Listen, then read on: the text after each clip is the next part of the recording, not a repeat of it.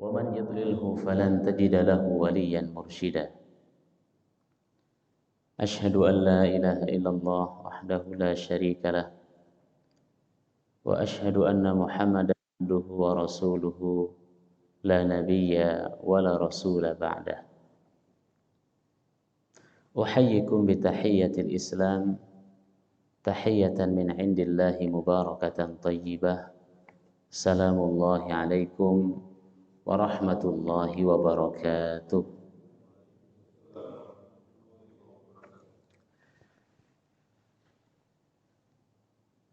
Bapak Ibu jamaah Masjid Silaturrahim, baik yang ada di Masjid Silaturrahim ataupun yang ada di kelas Zoom, alhamdulillah pada kesempatan kali ini kita kembali dipertemukan oleh Allah Subhanahu wa Ta'ala dalam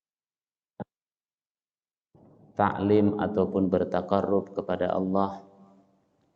Wabil khusus hari ini adalah hari di mana baginda Nabi besar Muhammad sallallahu alaihi wasallam sebagaimana terdapat dalam ayat ataupun surah, ini adalah hari lahir beliau, yaitu tanggal 12 Rabiul Awal atau akhir Rabiul Awal ya. Sebelum kami lanjut, ada yang ingat Bapak Ibu nama-nama bulan Hijriyah dari mulai Muharram sampai Dzulhijjah? Ada yang ingat? Ya, dapat hadiah dari DKM nanti yang bisa menyebutkan dari mulai Muharram, Safar. Ya. Jadi baik itu bulan Hijriyah ataupun bulan Masehi, hitungan bulan itu ada 12 bulan. Baik itu hitungan Hijriyah ataupun Masehi. Bulan Hijriyah diawali dengan bulan Muharram. Saya bisa dijadikan co-host dulu biar bisa share ini materi. Muharram, Safar, Rabiul Awal. Berarti Rabiul Awal ini adalah bulan yang ketiga. Kalau bulannya itu Rabi', baik itu Rabiul Awal ataupun Rabiul Akhir, zaman dahulu itu Bapak Ibu yang dirahmati Allah, cuaca di Timur Tengah, wabil khusus Mekah dan Madinah, itu meskipun tidak hujan lebat seperti di tempat kita, tapi relatif sejuk pada bulan Rabi', ya. Makanya kalau Bapak Ibu ingin umrah, silahkan memilih di bulan Rabi', ya. Ini cuacanya relatif sejuk, ataupun kalaupun dinginnya itu tidak sampai membuat tulang sumsum kita itu kedinginan. Namanya bulan Rabi'. Bapak Ibu yang dirahmati Allah Subhanahu wa Ta'ala, di antara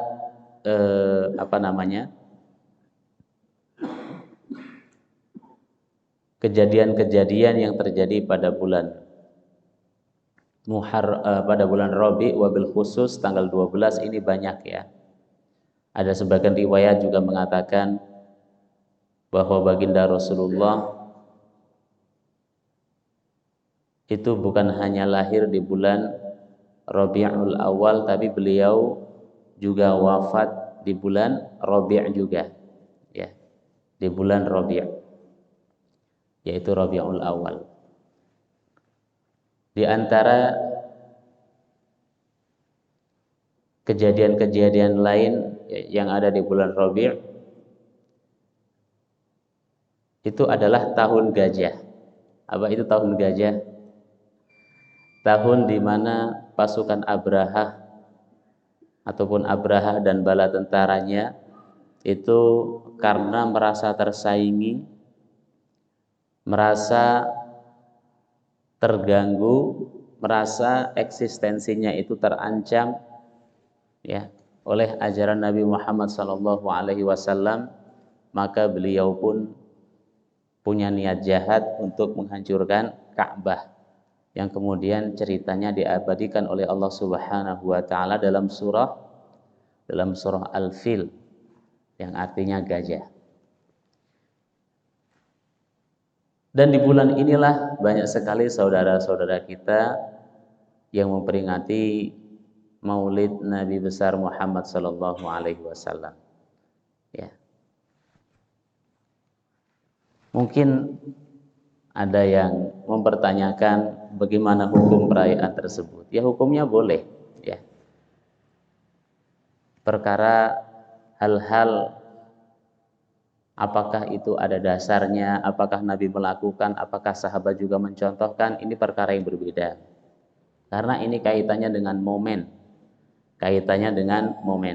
Sebagaimana firman Allah Subhanahu wa taala dalam surah Yunus ayat 58, "Qul bi fadlillahi wa bi rahmatihi fabidzalika falyafrahu huwa khairum mimma yajma'un." Jadi apapun rahmat yang kita terima dari Allah Subhanahu wa taala, karunia yang kita terima dari Allah Subhanahu wa taala, falyafrahu, maka kita wajib mensyukurinya dan wajib bergembira. Apalagi rahmat tersebut adalah dengan diutusnya Nabi besar Muhammad sallallahu alaihi wasallam di muka bumi ini sebagai rahmat bagi semesta.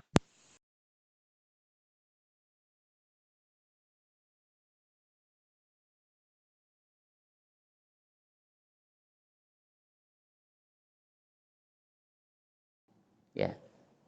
Kita tahu yang namanya masyarakat jahiliyah itu, Bapak Ibu yang dirahmati Allah. Sebelum diutusnya Nabi, itu luar biasa gak karu-karuannya. Jadi jahiliyah itu secara harfiah artinya bodoh, tapi bukan berarti bodoh IQ-nya. Orang Arab itu IQ-nya tinggi, Pak. Kalau seandainya IQ itu katakanlah ada yang sampai 10.000, ya masyarakat jahiliyah itulah yang memiliki IQ 10.000 tersebut. Ya. Orang-orang Arab jahiliyah itu cerdasnya luar biasa. Tapi dari sisi kultur, dari sisi budaya, nah ini yang membuat mereka itu jahiliyah. Mungkin kita pernah merayakan yang namanya akikah. Ya. Akikah itu Bapak Ibu sebetulnya salah satu tradisi orang jahiliyah yang kemudian dikonfirmasi oleh Islam, tapi dengan cara yang sedikit berbeda, yang lebih manusiawi dan lebih bermanfaat. Jadi menyembelih kambing ketika akikah itu, kalau Bapak Ibu ingin tahu, itu sudah ada sejak zaman jahiliyah. Hanya saja mereka melakukannya itu penuh dengan kesyirikan, ya, dan dengan cara-cara yang katakanlah kurang beradab. Jadi orang Arab jahiliyah dulu ketika mendapatkan bayi, mereka menyembelih kambing. Tapi tidak ada ketentuan berapa kambingnya, ya. Tapi yang jelas darah daripada kambing akikah tersebut itu dilumurin, ya, di kepala sang bayi dengan berharap supaya mendapatkan kebaikan, keberkahan dan lain sebagainya. Seperti itu. Ya. Itu pada zaman jahiliyah. Kemudian datang baginda Rasulullah Shallallahu Alaihi Wasallam tidak melarang budaya tersebut, tidak membuang serta merta budaya tersebut, tapi lebih diarahkan kepada hal-hal yang positif. Tetap akikah dilakukan, menyembelih kambing dilakukan, ya. Akan tetapi darahnya tidak lagi dipakai untuk melumuri ataupun untuk membasahi kepala bayi. Kemudian darahnya diganti dengan minyak wangi. Jadi sebetulnya Bapak Ibu kalau ingin akikahan itu disiapin minyak wangi ketika mau cukur rambut. Tapi minyak wangi yang aman untuk bayi, ya. Ya kurang lebih seperti itu. Termasuk menara ini, Mbak, menara, ya. Menara tempat azan itu juga salah satu budaya Arab jahiliyah yang menyembah api.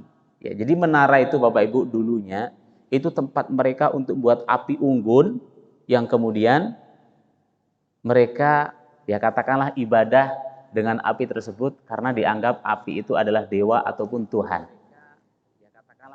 Ya kemudian dengan datanya Islam, menara itu dipergunakan untuk azan, untuk memanggil orang-orang ya datang ke masjid dan sholat dan seterusnya. Nah termasuk apa namanya hari ya, termasuk hari-hari itu sudah ada sejak zaman dahulu ya, sejak zaman jahiliyah, yang kemudian menurut Islam itu tidak ada penyimpangan keyakinan, tidak ada penyimpangan akidah, tauhid ataupun kepercayaan, ya akhirnya hari itu dibiarkan begitu saja ya sampai hari ini.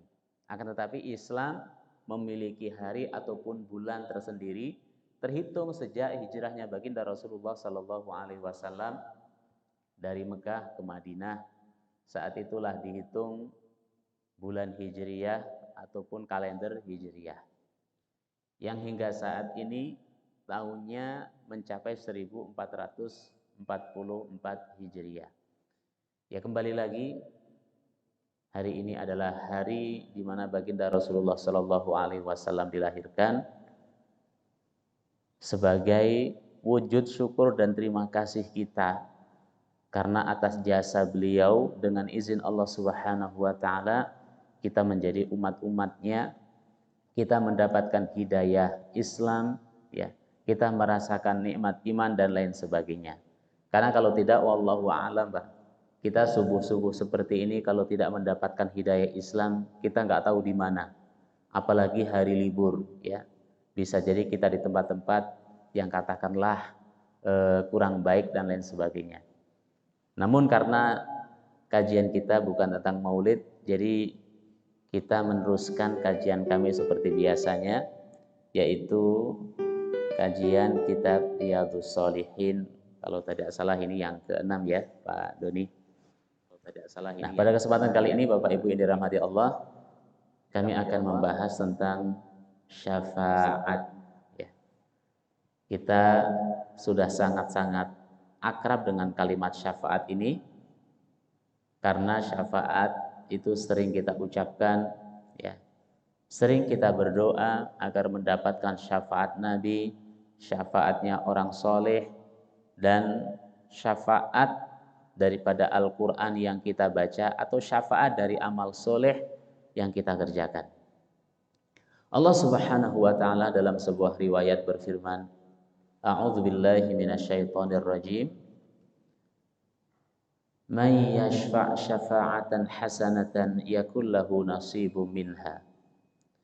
Wa man yashfa' syafa'atan sayyi'atan yakul lahu kiflun minha wa kana Allahu ala kulli syai'in muqita. Ternyata Bapak Ibu yang dirahmati Allah, syafaat itu ada yang baik, ada yang buruk. Berlandaskan surah An-Nisa ayat 85. Barang siapa yang memberikan syafaat yang baik, ya, bahasa Al-Qur'annya syafa'atan hasanatan, niscaya ia akan memperoleh bagian atau pahala daripadanya. Dan barang siapa memberi syafaat yang buruk, niscaya ia akan memikul bagian ataupun dosa daripadanya. Allah Maha Kuasa atas segala sesuatu. Nah, ini adalah syafaat secara umum. Kita belum membahas syafaat yang kita maksud yang sesungguhnya, tapi ini adalah syafaat secara umum. Ya. Jadi nanti di sini kita akan memperoleh suatu definisi. Syafaat yang baik adalah setiap syafaat yang ditujukan untuk melindungi hak orang, ya, wabil khusus orang muslim, atau menghindarkannya dari sesuatu bahaya atau kemudaratan. Ini yang dinamakan syafaat baik. Setiap syafaat yang ditujukan untuk melindungi hak seseorang, ya, wabil khusus orang muslim, atau menjauhkannya dari sesuatu yang membahayakannya. Ini namanya syafaat Baik. Berarti di sini semua orang Bapak Ibu bisa memberi syafaat. Ya. Bukan hanya nabi, bukan hanya wali, bukan hanya sejak orang soleh, bukan hanya sejak Al-Quran. Kita pun bisa memberi syafaat. Karena apa? Ketika kita melakukan sesuatu yang tujuannya untuk melindungi, ya, untuk menjauhkan orang dari bahaya, dan seterusnya, itu namanya syafaat. Makanya dari sini syafaat itu sering diartikan apa Bapak Ibu? Pertolongan. Ya, pertolongan. Ini adalah syafaat yang baik. Lalu bagaimana dengan syafaat yang buruk? Syafaat yang buruk adalah kebalikan syafaat yang baik, yaitu ditujukan untuk merampas hak orang, ya, wabil khusus orang muslim, atau menjerumuskannya dalam suatu bahaya atau kemudaratan. Berarti orang yang melakukan sesuatu yang itu dapat merugikan atau membahayakan orang lain, wabil khusus orang muslim, itu juga syafaat, tapi syafaat yang buruk.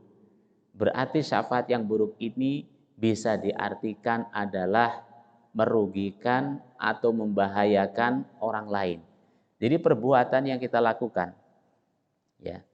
Tapi nanti syafaat itu ada kriterianya, Pak. Karena syafaat itu ada 3 belah pihak. Jadi pihak pertama, pihak kedua, dan pihak ketiga. Kalau pihak satu dengan pihak kedua saja itu namanya bukan syafaat. Ya, jadi syafaat itu terdiri dari 3 belah pihak, ya. Pihak pertama, kedua, dan ketiga. Ya.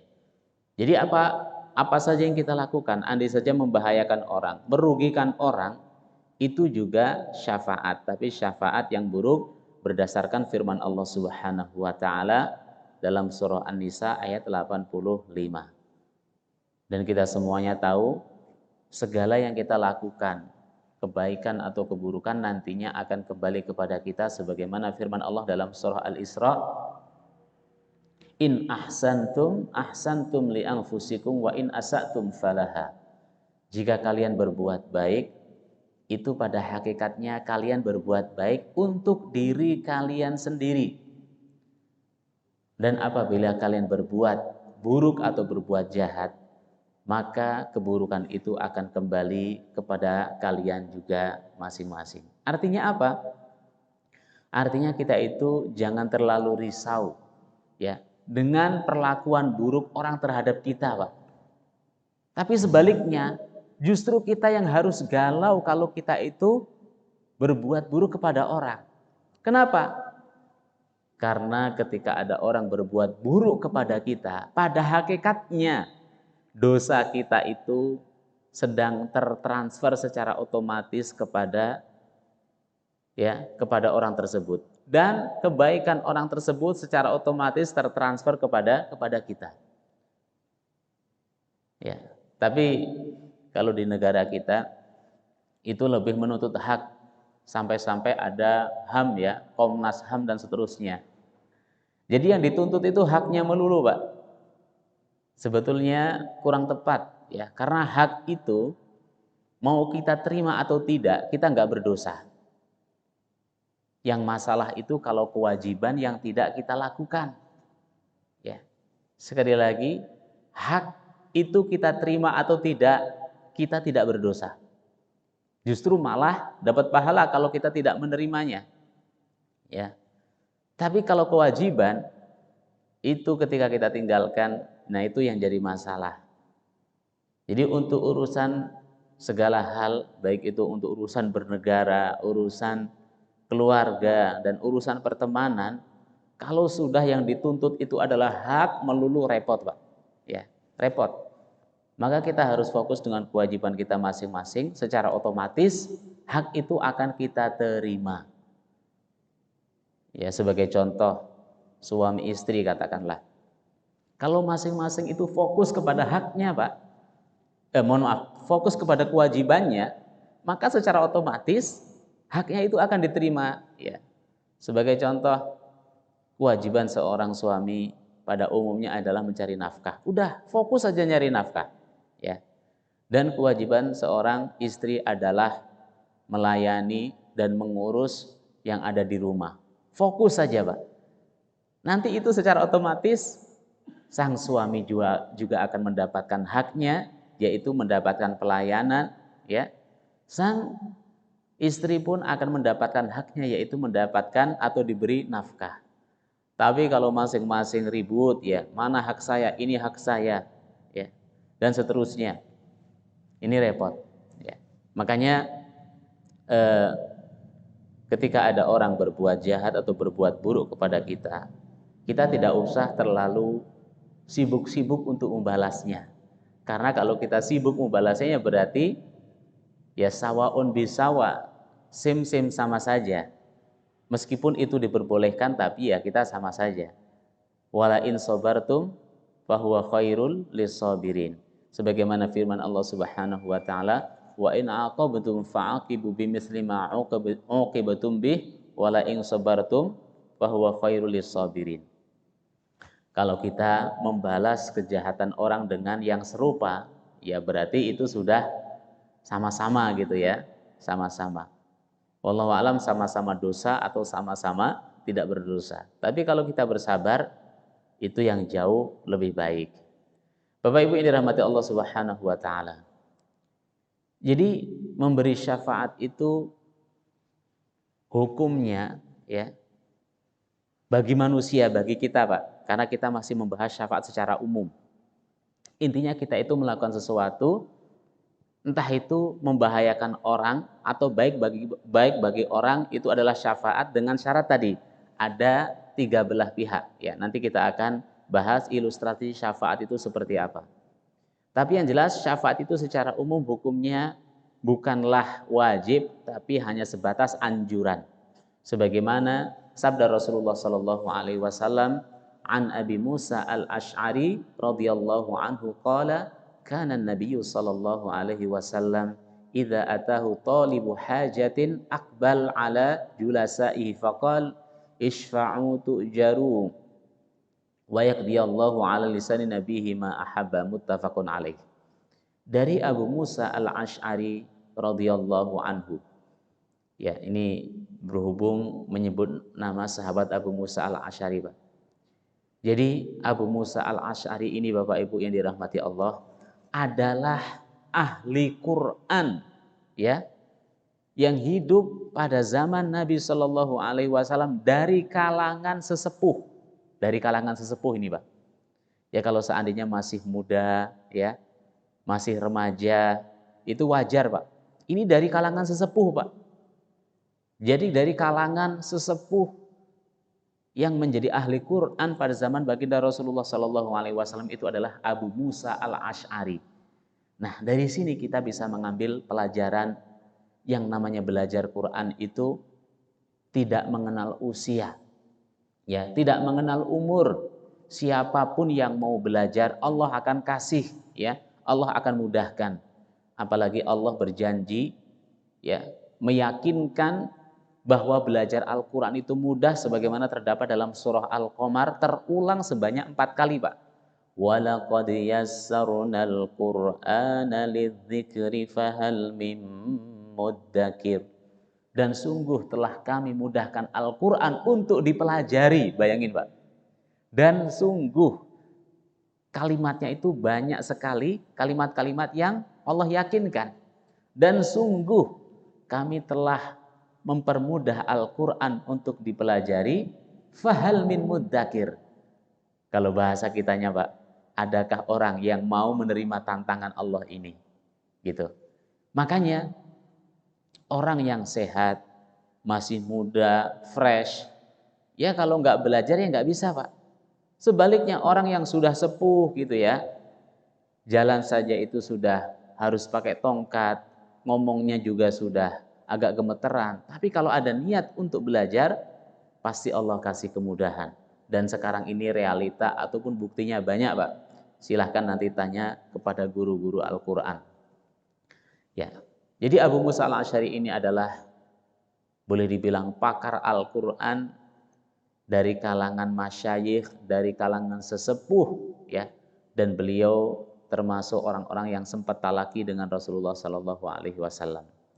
Beliau berkata, Rasulullah Shallallahu Alaihi Wasallam, ya, itu apabila didatangi oleh seseorang yang meminta hajat, ya artinya orang minta bantuan, Pak. Ya. Maka beliau menghadapi semua kawan-kawan duduknya. Jadi ditawarkan, Pak, sama sahabat-sahabat.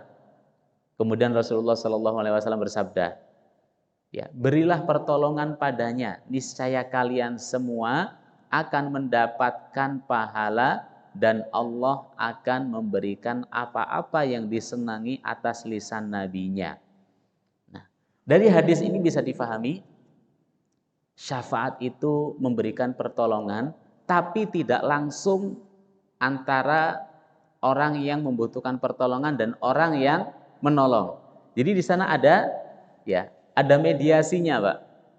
Di sini orang yang meminta syafaat, orang yang datang, yang meminta hajat ini, Pak, ini adalah orang yang meminta syafaat. Ya. Sedangkan Rasulullah Shallallahu Alaihi Wasallam posisinya di sini adalah orang yang memberi syafaat, orang yang menjadi perantara. Karena di sini pertolongannya itu, ya, ditujukan kepada siapa ini, Pak? Kepada para sahabat. Maka sahabat-sahabat yang membantu orang yang meminta hajat ini adalah orang yang katakanlah memberikan dan mengizinkan daripada syafaat tadi. Tapi ini syafaat secara umum.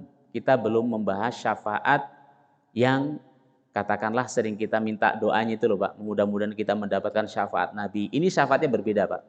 Jadi syafaat di sini sifatnya pertolongan, membantu, tapi melibatkan 3 pihak, ya. Pihak yang meminta syafaat, di sini Rasulullah Shallallahu Alaihi Wasallam yang memberi syafaat, dan nanti sahabat itu yang mengabulkan syafaat. Seperti itu, Pak. Nanti kita akan berikan contohnya lebih jelas lagi. Ya, ada seorang sahabat, ya, yang bernama Barirah, itu broken home ataupun cerai, Pak. Kemudian Rasulullah Shallallahu Alaihi Wasallam itu mencoba untuk memberi syafaat, gitu kan? Mencoba untuk memberi syafaat, Apa kata beliau? Rasulullah Shallallahu Alaihi Wasallam berkata, "Lau raja'tihi." Ya. Qalat ya Rasulullah ta'muruni? Qala innama ashfa'. Qalat la hajata li fi. Ya. Nabi berkata, alangkah baiknya kalau engkau wahai Barirah. Jadi Barirah ini seorang sahabiah, sahabat perempuan, Mbak, yang cerai dengan suaminya. Hal itu diketahui oleh Rasulullah dan Rasulullah ingin memberikan syafaat agar bisa rujuk, itu maksudnya, Pak. Tapi di sini Rasulullah redaksinya itu memberi syafaat. Alangkah baiknya kalau engkau wahai Barirah kembali atau rujuk, ya, damai rukun kepadanya, yaitu rujuk kepada suaminya, ya. Sebab kedua suami istri itu timbul perselisihan lalu cerai. Nah, sahabat yang bernama Barirah ini, Pak, itu menegaskan. Barirah berkata, "Ya Rasulullah, apakah Anda memerintahkan itu padaku?" Maksudnya, apakah, ya, keinginan engkau supaya aku rujuk kepada suamiku itu adalah perintah atau hanya sekedar anjuran atau hanya sekedar syafaat?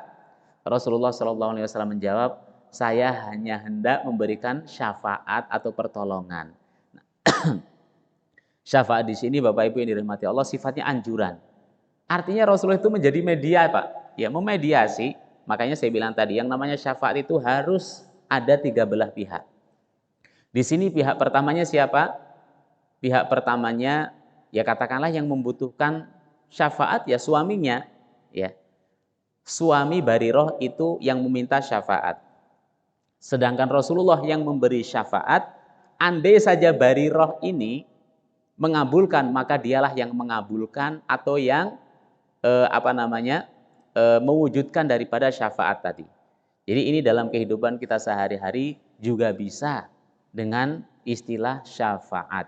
Jadi ini kita masih membahas syafaat secara luas. Lalu apakah itu syafaat? Nah, kita sekarang akan memasuk kepada syafaat yang nantinya akan kita bahas secara syafaat yang dimaksud adalah syafaat nanti di akhirat ya. Ibnu Al-Asir, jadi ada Ibnu Katsir, ada Ibnu Asir Pak ya.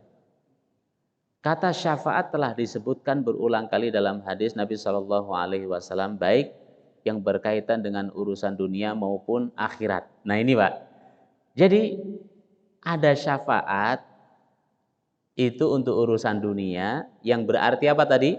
Pertolongan, ya, memberikan solusi, ya, maupun akhirat. Nah kalau di akhirat nanti Pak, ini kita belum merasakan, ya. Namun yang dimaksud dengan syafaat adalah meminta untuk diampuni dosa dan kesalahan di antara mereka. Berarti ini adalah syafaat akhirat, ya.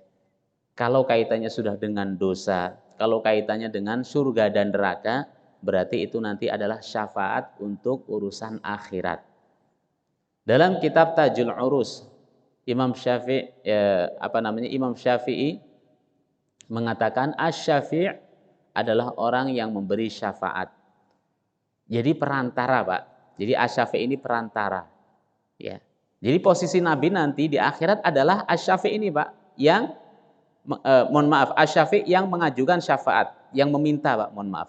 Asy-syafi' adalah orang yang mengajukan atau yang meminta syafaat, bentuknya adalah syufa'a, yaitu orang-orang yang meminta untuk kepentingan orang lain agar keinginan orang lain tersebut dipenuhi. Ya. Jadi nanti posisi orang yang memberikan pertolongan ataupun yang menjadi wasilah itu disebut adalah asy-syafi', jamaknya adalah asy-syufa'a. Yang saya katakan tadi, semua kita berpotensi bisa menjadi syafi', bisa memberikan apa tadi Bapak Ibu? Bisa memberikan syafaat. Ya. Jadi yang namanya syafi' ini adalah pihak kedua. Yang mengajukan syafaat itu adalah pihak kedua. Tapi bukan untuk dia. Kepentingannya itu adalah untuk pihak pertama yang meminta syafaat. Jadi orang yang meminta itu diberikan kepada syafi', lalu syafi' nanti mengajukan kepada orang yang mengabulkan syafaat tadi. Ya berarti kita nanti minta syafaat kepada Nabi, tapi bukan Nabi Pak yang memberi syafaat. Nabi itu hanya perantara, ya. Nabi itu hanya wasilah. Nabi itu adalah orang yang mengajukan permintaan kita kepada Allah Subhanahu wa Ta'ala. Makanya disitulah pentingnya kita, Bapak Ibu yang dirahmati Allah, kita bergaul dengan orang-orang yang baik, ya. Kita itu harus mencari ulama, ya, mencari para guru, mencari para kiai, supaya nanti para guru itulah, ya kalau bahasa kitanya apa? Yang ngajuin proposal, yang dimana proposal itu bukan untuk kiai tapi untuk umatnya, untuk murid-muridnya. Ya Allah, ya ini si fulan dan fulana dulu katakanlah sering menghadiri majelis taklim saya. Ini dulu rajin, ya, menimba ilmu dan seterusnya. Ya. Jadi seperti itulah manfaatnya kita itu mujalatus sholihin atau mujalasatu al-ulama. Makanya sering ada solawat-solawat yang dibaca. Wallahu a'lam, mudah-mudahan yang menyanyikan itu juga memahami solawat yang sering dilakukan itu. Ya, diantaranya wong kang soleh kumpulono. Ya. Tombo ati iku limo ing nani. Ya. Maca Quran angen-angen sak maknane, diantaranya itu kita harus benar-benar berteman dengan orang-orang yang baik, berkumpul dengan para ulama, orang-orang soleh dan seterusnya. Jadi tujuannya itu tadi Pak, nanti di akhirat kita itu kalau langsung menghadap Allah Subhanahu wa Ta'ala, katakanlah kita itu rakyat jelata. Untuk langsung bertemu presiden itu susah Pak. Tapi kalau kita punya kenalan menteri, nah logikanya seperti itu Pak. Kita punya kenalan pejabat, jadi nanti yang menyampaikan hajat kita, kebutuhan kita itu bukan langsung kita ke Pak Presiden, tapi kita minta kepada menteri kenalan kita minta pejabat kenalan kita, ya, kita minta syafaat. Jadi nanti pejabat ataupun menteri itu yang memberikan syafaat, Pak Presiden yang mengabulkan syafaat. Tapi ini untuk urusan dunia. Begitu juga nanti untuk urusan akhirat. Kita nanti minta kepada Nabi. Apakah saat itu langsung diberi cash, Pak? Tidak. Tapi nanti Nabi mengajukan. Nah ini Pak. Nabi nanti mengajukan syafaat kepada Allah. Ya Allah, ini adalah umatku.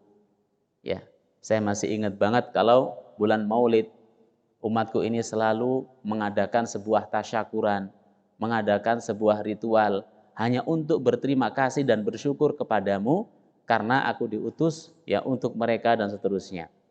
Jadi kurang lebih seperti itu Bapak Ibu yang dirahmati Allah Subhanahu wa taala tentang syafaat. Yang berikutnya, Syekh Shalih Fauzan mengatakan syafaat secara bahasa diambil dari kata asy-syafa' yang artinya merupakan lawan kata dari kata al-witr, sedangkan al-witr adalah ganjil. Jadi kalau syafa' itu artinya genap, sedangkan witr itu ada artinya ganjil. Wal fajri walayalin 'ashr wasyaf'i wal watr. Ya. Wal fajr demi fajar, walayalin 'ashr dan malam-malam yang ke-10 atau malam-malam yang 10, wasyaf'i wal watr, baik itu malam genap ataupun malam ganjil. Sehingga ada istilah salat witir, ya, witir Pak jadinya. Jadi kalau bahasa Arabnya itu witru, kemudian kita mentranslate-nya dengan kata-kata witir yang artinya ganjil. Kata asy-syafa' berarti lebih dari satu, yaitu 2, 4 atau 6, ya, dikenal dengan istilah bilangan genap. Secara istilah syafaat adalah menjadi perantara atau penghubung. Nah ini Pak, dalam menyelesaikan hajat keperluan orang, ya, masalah orang, yaitu perantara antara orang yang memiliki hajat, ini yang membutuhkan Pak. Ya, ini yang minta syafaat dan yang bisa menyelesaikan hajat. Siapa di sini Pak? Nantinya Allah Subhanahu wa taala. Ya. Jadi yang menjadi mediasi atau wasilah itu namanya pemberi syafaat. Ingat Pak, sekali lagi kita itu sering memahami kurang tepat. Jadi kita memahami yang memberikan syafaat itu betul-betul yang memberi Pak, yang mengabulkan. Tidak. Jadi yang memberi syafaat itu artinya yang menjadi penghubung, yang menjadi perantara. Ya, bukan yang menyelesaikan hajat. Sekali lagi, kita jangan sampai salah memahami Nabi Muhammad itu Nabi pemberi syafaat. Ingat, bukan Nabi langsung yang memberikan dan mengabulkan, Pak. Tapi Nabi posisinya sebagai perantara dan penghubung. Ya, perantara dan penghubung. Makanya ada alasan, Pak, ketika kita rajin mengerjakan sunnah-sunnah Nabi, itu nanti itulah yang akan menjadi alasan kita, bahasa kitanya klaim Pak, mengklaim. Ya, orang itu mengklaim kalau memang dia punya bukti. Nah, kalau kita Bapak Ibu yang dirahmati Allah, jangankan ya yang sunnah, yang wajib saja kadang-kadang banyak yang bolong, banyak yang tertinggal. Bagaimana kita mau punya klaim Pak? Bagaimana kita bisa mengklaim bahwa kita itu berhak mendapatkan syafaat atau bantuan Nabi?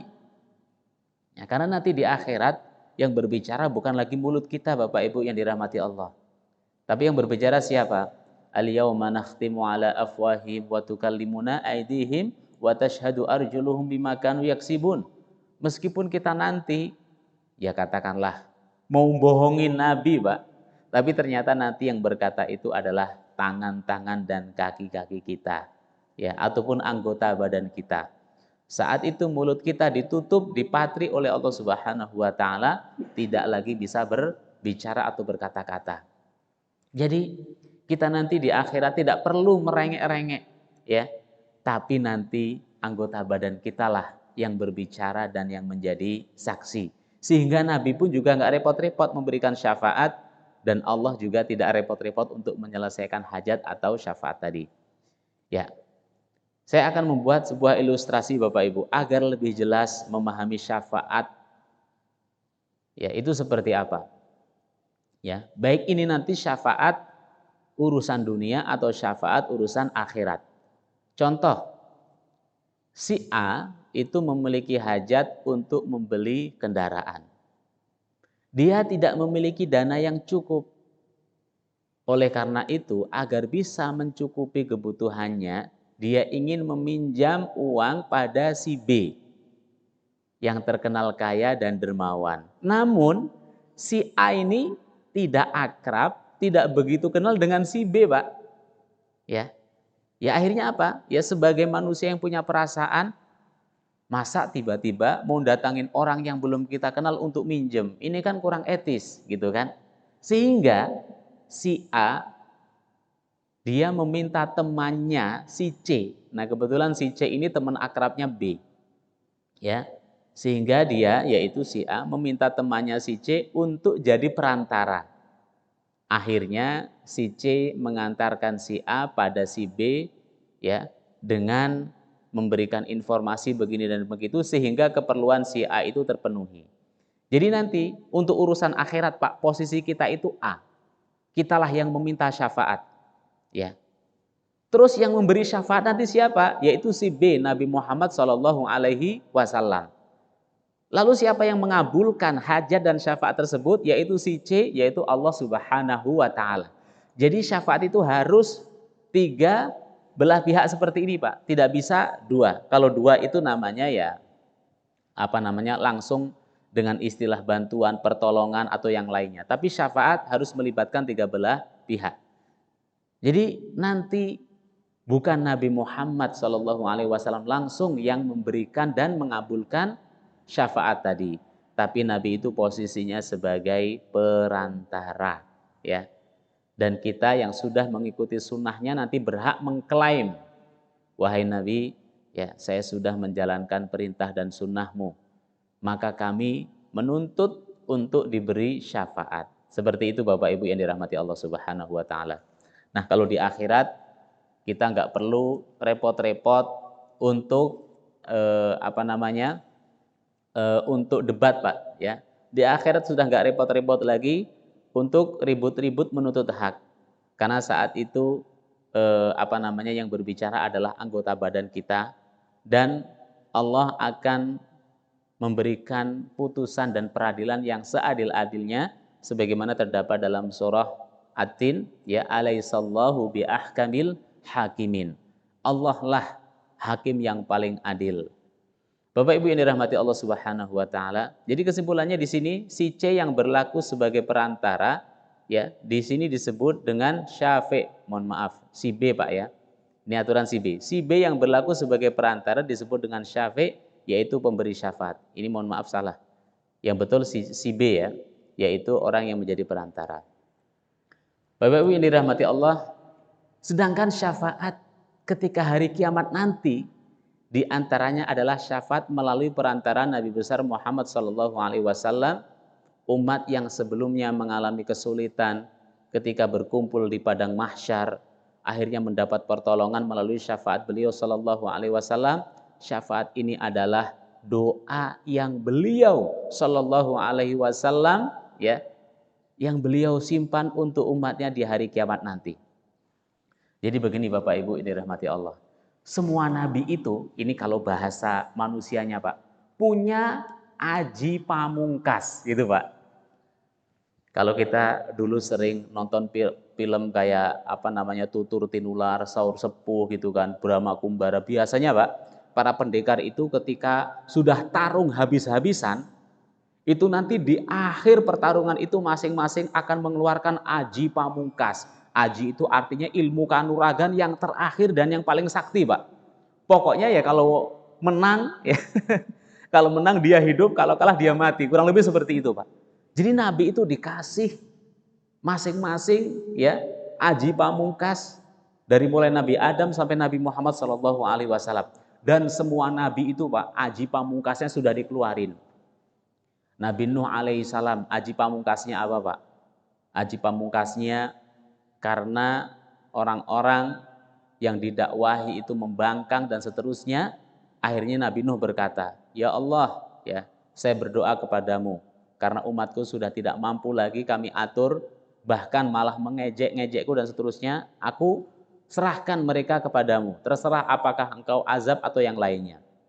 Ya akhirnya apa? Umatnya Nabi Nuh ditenggelamkan. Nah itu aji pamungkasnya Pak. Doanya Pak kalau bahasa kita. Ya. Kemudian Nabi siapa Pak? Nabi Musa alaihi salam. Ya. Karena sudah dakwah habis-habisan dari mulai Fir'aun, Qarun dan Haman, akhirnya Nabi Musa pun berdoa yang akhirnya kaumnya ditenggelamkan di Laut Merah. Semua nabi seperti itu rekodnya Pak. Semua nabi seperti itu. Makanya semua nabi itu ketika di ujung dakwahnya yang membangkang itu binasa, yang membangkang binasa, yang membangkang binasa terus gitu kan sampai habis. Tapi untuk Nabi Muhammad SAW tidak Pak. Jadi aji pamungkasnya itu nanti digunakan di akhirat berupa apa? Syafaat. Yaitu tadi Nabi Muhammad menjadi mediator, ya, menjadi perantara supaya umat-umatnya yang pernah melakukan ajaran dan sunnahnya itu dikasih pertolongan dan keselamatan. Ya Allah, apa tadi Pak? Ya, doanya apa? Ya Allah berikan keselamatan bagi umatku. Ataupun berikan syafaat untuk umatku. Bapak Ibu yang dirahmati Allah, kalau kita membaca tentang huru hara atau fase-fase hari kiamat itu sungguh sangat mengerikan ya. Dari mulai kebangkitan, kemudian digiring di padang mahsyar. Kemudian di padang mahsyar kita itu dihisab, setelah dihisab ditimbang amal kita. Ya setelah itu melewati sirat ataupun jembatan yang membentang di atas neraka jahanam, yang bisa nyebrang selamat masuk surga, yang tidak bisa masuk ke dalam neraka jahanam dan seterusnya. Nah itu semuanya Bapak Ibu yang dirahmati Allah, kalau kita tidak mendapatkan syafaat ya ataupun doa. Jadi syafaat di sini adalah doa Pak, supaya kita doa Nabi untuk menyelamatkan kita, wallahu a'lam. Apalagi kita semuanya tahu wa yaumun indallahi ka alfi sanatin mimma ta'udun. Saat itu Pak, itu satu hari serasa berapa Pak? Mohon maaf. Satu hari menurut Allah serasa berapa tahun Pak? 1000 tahun. Ya.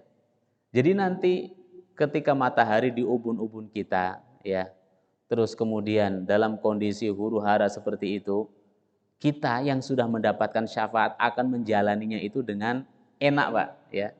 Kita akan menjalaninya itu dengan dengan santai. Bahkan di hari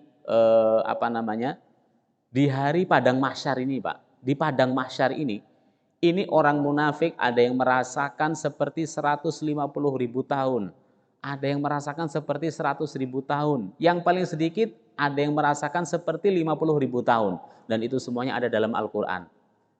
Kalau orang-orang mukmin di padang mahsyar itu kerasa berapa hari Pak? Cuma seperti melakukan sholat fardu 5 waktu. Berarti sehari semalam. Bayangin Pak. Itu di hari yang penuh genting. Kalau Allah gambarkan di padang mahsyar itu seperti apa Pak? Yauma yafirrul mar'u min akhi. Seseorang lari dari saudaranya. Wa ummihi wa abih. Lari dari bapak ibunya. Ya. Wa sahibatihi wa bani. Lari dari saudara-saudaranya. Lari dari sahib karibnya. Bahkan mohon maaf Pak, saat itu orang yang hamil itu karena saking huru-haranya menakutkan di hari padang mahsyar itu Pak. Itu sampai keguguran nggak kerasa. Itu kan ada dalam Al-Quran. Ya, sampai-sampai orang yang keguguran karena lari ke sana ke sini Pak untuk menyelamatkan dirinya, sampai bayinya lahir itu nggak kerasa. Saking apa? Saking menakutkannya hari di mahsyar tadi, karena kita akan dihisab, karena kita akan diperhitungkan amal kita oleh Allah Subhanahu wa taala. Tapi ternyata bagi orang yang mendapatkan syafaat, sebagaimana terdapat dalam sebuah riwayat, orang mukmin saat itu hanya merasakan seperti sholat fardu 5 waktu. Berarti cuma sehari semalam Pak. Berkat apa? Berkat syafaat. Berkat doa baginda Rasulullah SAW, karena memang kita punya klaim berupa menjalankan sunnah dan ajarannya. Bapak Ibu yang dirahmati Allah Subhanahu wa taala. Jadi kembali kepada aji pamungkas tadi, sebagaimana hadis terdapat dalam riwayat Bukhari, baginda Rasulullah SAW bersabda, likulli nabiyyin da'watun yad'u biha wa uridu an akhta bi da'wati syafa'atan li ummati fil akhirah. setiap nabi memiliki doa mustajab. Istilah saya apa tadi, Pak? Aji pamungkas, ya. Ya, kalau ini nanti silakan dilihat film-film zaman dulu, Pak, ya. Tutur tinular, sahur sepuh, apalagi. Itu pasti pendekar-pendekar punya aji pamungkas yang digunakan untuk berdoa dengannya. Dan semua nabi sudah digunakan, Pak. Sudah digunakan. Ya, yang ikut sama Nabi selamat, yang nggak ikut langsung binasa. Entah itu tenggelam, ya, entah itu dikirim badai, entah itu dikirim gempa bumi, ya, atau khosfun. Khosfun itu kayak kaumnya Nabi Lut itu loh, Pak. Ya, kaumnya Nabi Lut itu, jadi bumi itu benar-benar dibalik. Kayak pernah kejadian di Indonesia, di mana itu, Pak? Di Maluku atau di Palu itu, Pak, yang pernah terjadi itu. Ya, jadi semua yang ada di atas bumi itu dilumat, ya, yang kemudian rata, itu namanya khosfun. Terus kemudian ada apa lagi, Pak? Ada yang dihujani batu gitu kan, ya, ada yang dihujani batu dan seterusnya. Itu semuanya aji pamungkas, dari aji pamungkas ataupun doa-doa Nabi yang memang itu diberikan untuk para Nabi, ya, sebagai pertanda kalau Nabi itu sudah mengakhiri dakwahnya. Nabi itu sudah selesai dakwahnya. Kecuali Nabi Muhammad SAW, aku ingin menyimpan doaku tersebut sebagai syafaat bagi umatku di akhirat. Makanya ketika Nabi Muhammad SAW itu dakwah di Taif, Pak, yang ternyata Nabi itu dibohongin. Jadi ceritanya para pemimpin-pemimpin dan pembesar Taif itu menjanjikan pertolongan, support, ya, dukungan terhadap Nabi Muhammad SAW agar datang dakwah ke Taif. Ternyata ketika Nabi datang ke Taif, yang terjadi berbalik 90 derajat. Ternyata Nabi di situ dianiaya, disiksa, dilemparin batu sampai berdarah-darah. Akhirnya Nabi itu, mohon maaf, Pak, sampai lari, ya, nggak tahu arah kemana. Ibarat kita kayak diburu maling itu loh, Pak. Maling itu kan kalau sudah ketahuan diburu, dihantemin, dihajar dan seterusnya. Kurang lebih Nabi diperlakukan seperti itu, Pak.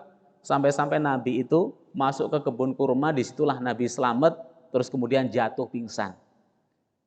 Ketika siuman dan ketika sadar, datang malaikat menawarkan, wahai Muhammad, jika sekiranya engkau mau, ya, aku akan ratakan penduduk Taif dengan tanah. Aku akan uruk mereka dengan jabal ataupun gunung Uhud. Tapi ternyata Nabi tidak mau, Pak, menggunakan aji pamungkasnya tadi. Justru Nabi malah menjawab dengan jawaban di luar dugaan. Jangan, wahai malaikat, ya, biarkan saja mereka. Justru saya berdoa supaya salah satu di antara mereka nanti ada pengikut-pengikutku, ya, yang mensupport dan membantu dakwahku. Seperti itu, Pak, Nabi Muhammad SAW. Jadi kita sebagai umatnya seharusnya begitu, Pak. Jangan main balas-balasan, main dendam-dendaman gitu kan. Jadi kalau kita memang orang yang punya potensi besar ingin mendapatkan syafaat, ya kurang lebih seperti itu. Ya kita harus berlapang dada, memaafkan dan seterusnya. Ya cuman kadang-kadang kalau sudah emosi memang itu kendalinya susah, Pak. Maka dari itu ketika kita marah itu harus berubah posisi, Bapak Ibu yang dirahmati Allah. Kalau kita marahnya dalam posisi berdiri, kita harus duduk. Ya, ketika kita marah di antaranya kita harus membasuh muka alias wudhu. Ya, di antara cara untuk meredam marah itu kita mengelus dada sambil istighfar. Itu di antara cara-cara meredam marah. Karena kalau tidak, ya marahnya itu akan bertambah-tambah, Pak. Ya, akan semakin berkobar-kobar dan berapi-api. Ya, karena orang yang waras, orang yang sehat, orang yang normal itu memiliki sifat marah dan itu sangat normal. Hanya saja kadang-kadang emosi dan marah itu tidak tepat untuk kita lahirkan, tidak tepat untuk kita luapkan. Ya, jadi kurang lebih seperti ini Bapak Ibu dirahmati Allah Subhanahu wa taala untuk pembahasan syafaat tahap pertama. Insya Allah nanti bersambung ya di tahap yang berikutnya yang kita akan kaji lebih mendalam lagi. Jadi kita baru membahas syafaat secara umum ya. Syafaat secara umum di dunia itu seperti ini, syafaat secara umum di akhirat itu seperti ini. Jadi kesimpulannya masing-masing kita bisa memberi syafaat. andai saja syafaat yang kita berikan kepada saudara kita itu syafaat baik, maka itu akan kembali kepada kita. Andai saja syafaat yang kita berikan kepada saudara kita itu syafaat buruk, maka keburukannya pun akan kembali kepada kita. Mudah-mudahan kita termasuk orang-orang yang bisa memberikan syafaat baik kepada saudara-saudara kita dan mendapatkan syafaatnya Nabi Muhammad SAW atau bantuannya, doanya Nabi Muhammad SAW yang kemudian nanti diijabah oleh Allah Subhanahu wa taala sehingga kita selamat dunia dan akhirat. Sampai sini mungkin ada yang ingin ditanyakan Bapak Ibu, baik yang ada di masjid ataupun yang ada di Zoom. Ini ada 30-an ya. Silakan Bapak Ibu yang ingin bertanya, yang ada di Zoom juga boleh. Yang ada di masjid. Ya, silakan Pak Teddy. Waalaikumsalam warahmatullahi wabarakatuh. Waalaikumsalam warahmatullahi wabarakatuh. Iya Pak. Nah, bagaimana nanti seorang yang B yang tidak mengenal si A. Nah, ini misalkan kita kan sudah beribadah, sholat, apa yang sudah dilakukan. Nah, mungkin si B itu seolah Allah. Nah, si A ini dan si C itu. Nah, kita ini seolah kalau saya persepsi saya, jadi ada kita ini si A, saya sebagai si A dan kita Allah. Sementara Nabi Muhammad lebih dekat. Mungkin gimana persepsinya itu? Apa selama ini kita beribadah itu tidak Allah? Iya. Waalaikumsalam warahmatullahi wabarakatuh. Baik. Jadi ketika kita memahami syafaat dari suatu sisi Pak ya. Oh kalau begitu seolah-olah ya Allah itu tidak melihat kita atau kita jauh dengan Allah gitu kan. Sehingga dibutuhkannya syafaat tadi. Jadi sebetulnya bukan seperti itu Pak Teddy ya. Jadi Allah itu maha mengetahui, Allah maha mengenal. Bahkan ketika ada semut hitam ya, jalan di batu hitam, di kegelapan malam, itu semuanya tidak luput dari pantauan dan penglihatan Allah Subhanahu wa taala. Apalagi kita ya, yang setiap hari baca Al-Qur'an, apalagi kita yang setiap hari menunaikan ibadah ataupun sholat. Tapi ini sebetulnya mengajarkan kita secara tidak langsung tentang tata krama, tentang ketawaduan, tentang supaya kita itu benar-benar tidak menjadi orang yang kepedean, Pak. Ya. Ini diantara manfaatnya, Pak, diantara faidah dan manfaat kita mempelajari syafaat agar kita itu lebih hormat dengan orang yang punya jasa kepada kita. Ini dalam bentuk ta'zim. Ta'zim itu kita menghormati, kita memuliakan, ya. Sehingga apa? Itu akan lebih mengenal lagi begitu, Pak. Bisa saja, Pak, kita langsung kepada Allah bisa saja. Tapi ketika kita minta perantara kepada Nabi dan ini adalah boleh, makanya tadi kan di pembahasan syafaat itu kan bukan wajib, Pak ya, anjuran. Ya, anjuran. Itu dalam suatu hal itu nanti justru malah efeknya lebih besar, Pak. Contoh, andai saja kekuatan doa kita kepada Allah itu katakanlah 50%. Nah berarti kan ada 50% doa kita nggak terkabul. Tapi kalau kita minta bantuan kepada Nabi Muhammad, berarti kekuatannya bertambah Pak. Jadi logikanya seperti itu. Ya, jadi supaya kita mendapatkan katrol, mendapatkan tenaga tambahan, alias supaya potensi doa kita itu lebih diijabah oleh Allah Subhanahu wa taala. Seperti itu. Makanya pembahasan syafaat dari awal tadi itu bukan wajib, bukan harus, tapi anjuran.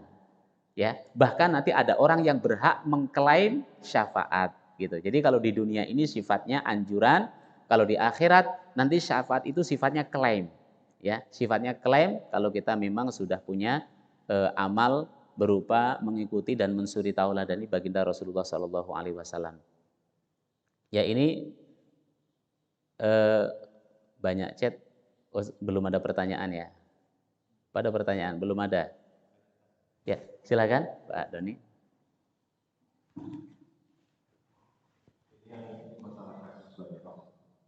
Mohon maaf Pak, kasus? Oh, Bariroh. Sahabiyah. Sahabiyah Bariroh.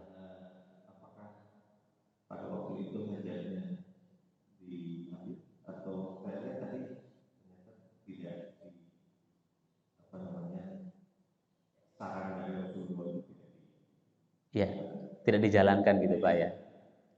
apakah ada saya nanti ini kan pasti saran Rasulullah itu Betul Pak. saya nggak ngerti apakah Betul. dia tidak mengikuti baiknya atau memang kenapa? Iya. Jadi dari kasus Bariroh yang cerai sama suaminya tadi Bapak Ibu yang dirahmati Allah. Jadi kelihatannya Bariroh ini kok, mohon maaf, nggak beradab banget gitu ya sama Nabi. Padahal apa yang dikatakan Nabi itu ya boleh dibilang wahyu gitu Pak ya. Wa ma yantiqu 'anil hawa in huwa illa wahyun yuha. Nah, dari sini Bapak Ibu yang dirahmati Allah, sebetulnya banyak pelajaran yang bisa kita ambil. Pelajaran pertama adalah Nabi itu adalah manusia biasa, Pak. Nabi itu adalah manusia biasa yang punya potensi kurang tepat di dalam mengambil kebijakan. Tapi kalau Nabi itu berbeda dengan manusia, Pak. Kalau kebijakannya Nabi itu benar-benar kurang tepat, maka nanti akan langsung diralat oleh Allah Subhanahu wa taala. Itulah yang disebut dengan maksum. Maksum ya. Maksum. Tapi di sini Bariroh itu seolah-olah menafikan dan menutup mata kalau Nabi itu ya adalah orang yang paling tahu dengan Allah Subhanahu wa taala sehingga ucapan dan perbuatannya itu ya adalah wahyu, adalah perintah dari Allah gitu. Makanya di sini Bariroh, Pak. Bariroh itu menanyakan lagi, ini perintah atau anjuran wahai Nabi? Ya, ini perintah atau anjuran? Ternyata Nabi itu hanya menganjurkan, Pak. Hanya menganjurkan. Berarti kalau anjuran, Pak, itu murni perasaan Nabi. Tapi kalau sudah ada kata-kata perintah, berarti itu murni wahyu. Nah, ini yang dipahami oleh para sahabat, Pak. Jadi ketika seperti perang Badar, Pak, seperti perang Badar. Jadi Nabi itu punya firasat kalau seandainya perangnya itu membelakangi sumur, kalau kita haus, kita enak mau ngambil air. Dan orang-orang musyrik nggak dapat. Tapi ternyata itu hanya sekedar firasat Nabi yang itu bukan wahyu. Ternyata itu ditepis, Pak, sama seorang sahabat. Wahai Rasulullah, bagaimana kalau kita perangnya ya di depan sumur? Jadi sumur itu ada di depan kita. Sehingga kalau mereka mau nyebrang, otomatis nyebrang itu kan butuh tenaga, ya, dan mereka akan sibuk dengan air. Nah, saat itulah kita akan memanah, kita akan menghujami mereka dengan tombakan dan seterusnya. Kemudian Nabi berpikir sejadinya, ya udah kalau begitu. Akhirnya diterima, Pak, saran sahabat tadi. Yang akhirnya perangnya itu bukan membelakangi sumur Badar, tapi malah berhadapan dengan sumur Badar. Karena ketika musuh nyerang itu, Pak, nah mereka kan otomatis akan sibuk dengan air, mungkin ada yang tenggelam juga, mungkin ada yang harus berenang gitu kan, sehingga sahabat dengan leluasa itu menghujami mereka dengan tombak, dengan bebatuan atau dengan yang lainnya, wal akhir menang. Nah, makanya di sini, Pak, ini salah satu bentuk kalau Nabi itu benar-benar manusia biasa, sehingga firasat baiknya pun yang itu bukan wahyu, maka tidak wajib untuk dilakukan, andai saja orang yang memang disarankan tadi itu tidak diwajibkan. Jadi ini diantara faidah pertama, bahwasanya Nabi itu adalah manusia biasa, namun tidak seperti biasanya manusia. Yang kedua di sini Nabi pun sebetulnya, Pak, tidak tahu persis yang benar itu Bariroh atau suaminya, Pak. Bayangin, Pak. Bukti kalau Nabi itu manusia biasa nggak tahu, Pak, yang ada di hati orang itu seperti apa. Karena kalau Nabi tahu, Pak, yang ada di hati orang pasti nanti redaksinya perintah. Ya. ini yang salah, ini yang benar ini. Berarti ini wajib rujuk. Tapi karena Nabi nggak tahu hati seseorang, apakah nanti ketika rujuk itu apakah akan menjadi lebih baik atau tidak? Nah disitulah Pak. Jadi kita itu kadang-kadang ada sebagian umat muslim itu terlalu berlebihan Pak. Terhadap tawasul, terhadap tabarruk, terhadap mengagungkan Nabi Muhammad SAW sampai melevelkan kepada Tuhan. Jadi Nabi memang kita harus agungkan Pak. Harus kita muliakan, harus kita ikuti. Namun tetap sebagaimana levelnya Nabi yang manusia, tidak sampai pada levelnya Tuhan atau pada levelnya Allah Subhanahu wa taala. Sehingga apa? Sehingga tidak terjadi praktek-praktek kesyirikan, Pak. Ya. Kenapa praktek-praktek kesyirikan itu terjadi? Mengatasnamakan, mengagungkan dan mengikuti sunnah Nabi, yaitu tadi. Karena memposisikannya sudah kelewatan, ya. Sudah jatuh kepada pengkultusan, ya, dan seterusnya, atau pendewaan dan seterusnya. Jadi di sini banyak hikmahnya, ya, banyak hikmahnya. Pertama, benar-benar ini hanya sekedar perasaan Nabi, karena kalau cerai itu begini begitu dan seterusnya. Tapi ternyata Bariroh itu yang lebih tahu dapurnya, yang lebih tahu ya isi hatinya ketimbang Nabi Muhammad Shallallahu Alaihi Wasallam. Jadi di antara hikmahnya seperti itu, Pak Doni, supaya kita itu tidak sampai mengkultuskan Nabi. Karena Allah Subhanahu wa taala pun mengatakan Nabi itu juga abdun, ya, adalah seorang hamba gitu. Nabi itu juga seorang manusia. Jadi seperti itu. Baik dari pertanyaan Pak Doni atau pertanyaan dari Pak Teddy, ya. Ini ada yang bertanya?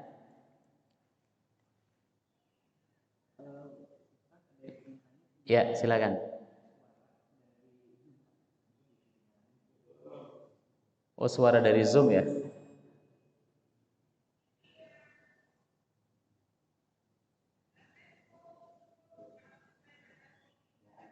Ya, silakan. Oh, ini. Ya, silakan. Ibu yang mau bertanya, sudah dihidupkan suaranya.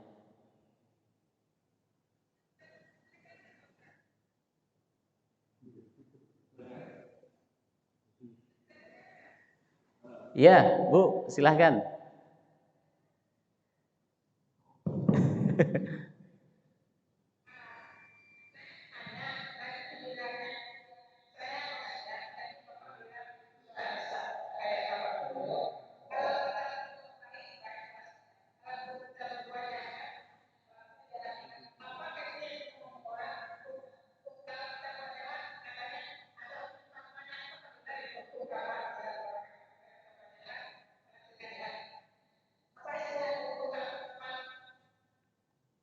Ya,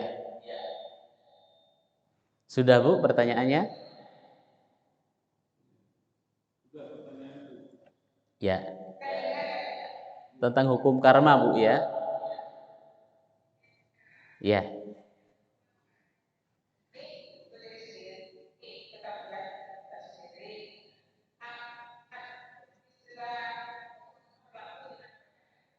Ya. Ya. Baik, terima kasih Ibu Hajah Amrina atas pertanyaannya. Kesimpulannya, apakah istilah hukum karma itu benar atau tidak? Ya benar Bu. Jadi hukum karma itu adalah istilah dalam bahasa kita, dalam bahasa Indonesia. Kalau dalam bahasa Allahnya apa? Sunnatullah. Apa Pak? Sunnatullah, ketetapan Allah. Jadi hukum karma itu bisa disebut dengan sunnatullah, ketetapan Allah. Contohnya apa? Ya tadi, secara otomatis orang yang memberi syafaat baik nanti orang tersebut akan mendapatkan pahalanya. Dan orang yang memberi syafaat buruk nanti juga akan mendapatkan dosanya. Kapan? Wallahu a'lam. Jadi itulah yang disebut dengan hukum karma. Jadi Allah lah yang akan mengatur, ya, bukan manusia. Jadi kesimpulannya hukum karma itu adalah sunnatullah, ketetapan Allah Subhanahu wa taala. Orang yang semasa mudanya itu katakanlah, ya, suka berbuat yang tidak baik, suka mengganggu ketenangan masyarakat, Nah, ketika suatu saat dia mendapatkan perlakuan yang sama, yaitu diganggu oleh orang dan seterusnya, yaitu yang disebut dengan hukum karma, gitu kan. Nah, hukum karma itu bisa berlaku di dunia dan bisa berlaku di akhirat. Artinya apa? Setiap orang itu akan mendapatkan karmanya, baik itu di dunia secara spontan atau nanti di akhirat. Nah, biasanya Bapak Ibu, orang yang mendapatkan karmanya di akhirat ini yang disebut dengan istidraj. Ya, apa itu istidraj? Orang justru seolah-olah ketika dia jahat itu semakin tenar, Pak. Semakin dia jahat, semakin maju. Semakin dia kurang ajar, usahanya semakin lancar. Nah, yang seperti itu biasanya hukum karmanya di akhirat yang disebut dengan istidraj, ya. Jadi kesimpulannya, hukum karma itu adalah istilah yang juga ada dalam agama, hanya saja dengan redaksi yang berbeda. Kalau dengan agama, istilahnya adalah sunnatullah atau ketetapan Allah. Fa in kana khairan fa khairun wa in kana syarran fa syarrun. Kalau baik nanti juga akan mendapatkan kebaikan, kalau buruk juga nanti akan mendapatkan hukumannya. Baik Bapak Ibu yang dirahmati Allah Subhanahu wa taala, terima kasih atas segala partisipasi dan perhatiannya. Mohon maaf apabila ada hal-hal yang kurang berkenan. Kami ucapkan jazakumullahu ahsanal jaza, baik yang ada di masjid ataupun yang melalui Zoom. Semoga kita termasuk orang-orang yang bisa memberi syafaat baik kepada saudara-saudara kita dan mendapatkan syafaat baginda Rasulullah sallallahu alaihi wasallam nanti di yaumil qiyamah. Ala hadhihi niyah wa ala kulli niyatin salihah. Kita akhiri dengan doa suratul Fatihah. A'udzu billahi minasyaitonir rajim. Bismillahirrahmanirrahim. Alhamdulillahi rabbil alamin. Arrahmanir rahim. Maliki yaumiddin. Iyyaka na'budu wa iyyaka nasta'in. Ihdinas siratal mustaqim. Siratal ladzina an'amta 'alaihim ghairil maghdubi 'alaihim waladdallin. Amin. Mudah-mudahan kita juga mendapatkan syafaatul Quran, ya, wabil khusus dengan suratul Fatihah yang barusan saja kita baca. Karena Al-Quran juga akan menjadi syafaat, akan menjadi penolong bagi yang membacanya. Kita akhiri dengan doa kafaratul majlis. Subhanakallahumma wa bihamdik, asyhadu an la ilaha illa anta astaghfiruka wa atubu ilaik. Wal afu minkum. Wassalamualaikum warahmatullahi wabarakatuh.